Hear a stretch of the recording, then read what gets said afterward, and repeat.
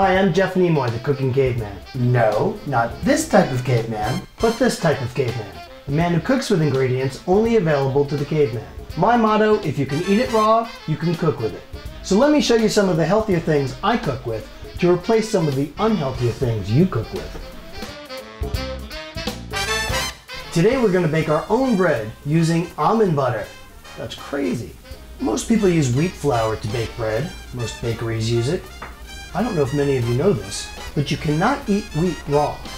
Try that. Try saying that 5 times fast. You cannot eat wheat raw. You cannot eat wheat raw. You cannot eat wheat raw. You cannot eat wheat raw. You cannot eat wheat raw. If you ate wheat raw, you might get pretty sick. You need about 1.5 cups.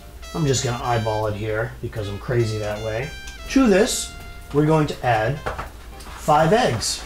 We're actually almost done. This recipe calls for very few ingredients. Next up is baking soda. Now, I know what you're saying. Baking soda, available to the caveman? Come on, Jeff. Give me a break. However, I have tried countless recipes to try to make my own bread, caveman style, and it's impossible to get it to rise without some baking soda or baking powder. So I'm using baking soda, which really is just some ground up minerals, very much like salt. So, in a sense, I am only using something available to the caveman. No, he would never grind up all the minerals to make baking soda, but then again, he wouldn't have a blender or an oven to make bread, so let's cheat a little bit.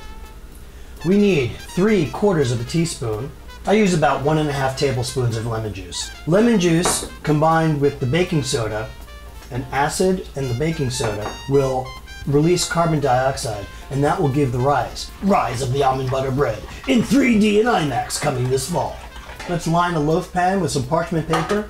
You can certainly grease your pan if you want instead of using parchment paper. I like this because it's really easy to clean up. And even when I do grease my pan, sometimes some of my bread sticks to it. And when was the last time you had your pan greased, Nimoy? It's been a while. One more thing I might want to do, and you can certainly skip this step, is you might want to add some fresh herbs. I've got some lovely rosemary here. I'm going to just give a quick chop on this and make some rosemary bread. You can use caraway seeds and get sort of a rye bread flavor going, or you can toast up some minced onions. My cutting board's a little uneven, as you can hear. Let's throw that in as well. Let's get this in the loaf pan real quick. I set my oven for 350 degrees. It'll take anywhere between 30 and 60 minutes, depending on how crappy your oven is.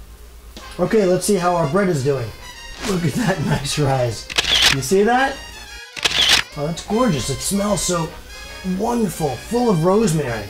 Normally, I would let this cool for quite a while. Normally,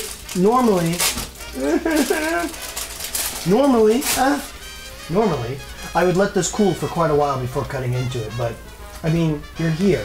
Yeah, just give it a touch to the top. If it's nice and spongy like that, it's done. Oh, you see the steam coming off. Wow.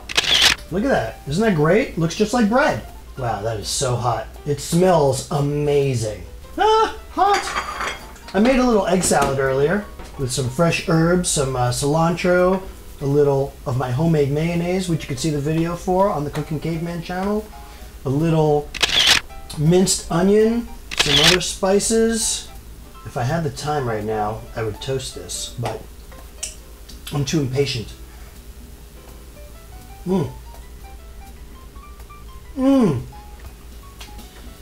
Really, really good. If you have a peanut allergy, almond butter is the way to go. And if you have a gluten allergy, almond butter bread is the way to go. That rosemary gives it a nice little touch as well. Excellent. Oh my God, this is so good.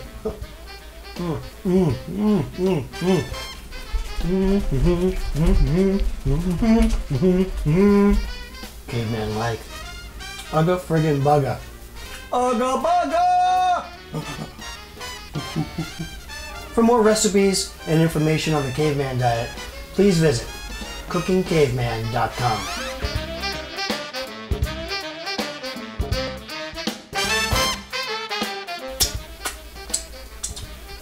Screw this, I'm having another piece.